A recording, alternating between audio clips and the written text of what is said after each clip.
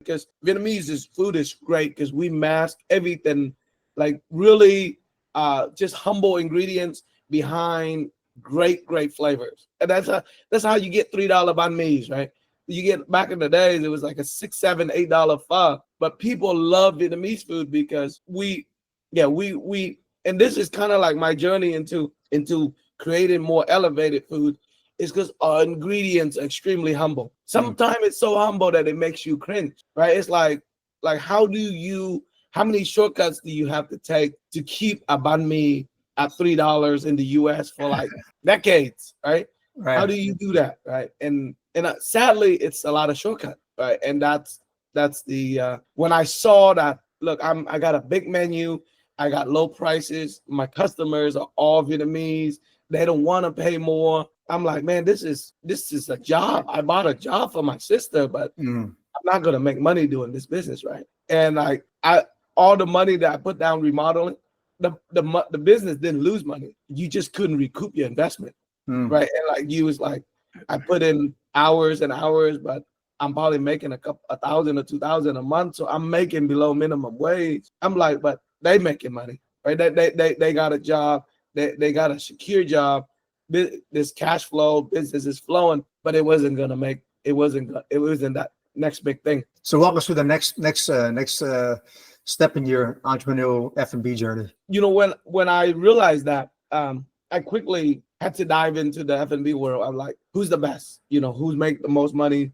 What, I'm not an innovator by any means, so I just want to study from people in front of me. So I look up P.F. Chang, Panda Express, McDonald's, Chipotle. I'm looking at their model. I'm like, okay, why are these guys so successful? And Chipotle had the best margins in the F&B world. And they did this fast, sustainable, fast casual model.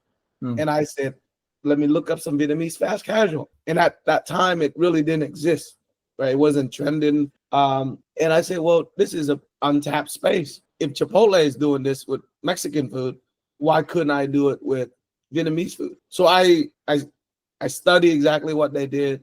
I loved it. It was aligned with what I was talking about. They called it food with integrity. I do it food. I call it food with love. I don't brand it that way, but I said, look, I'm gonna cook food that with love, because I want my family eating it. I'm feeding my friends and family.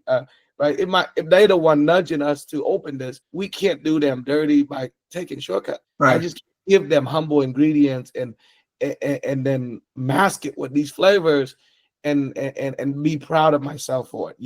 So I have this little guy on my shoulder, right, telling me, don't do it, right? No matter what it costs, just don't take shortcuts, because at the end of the day, you got to be able to sleep with yourself, no matter how much money you have.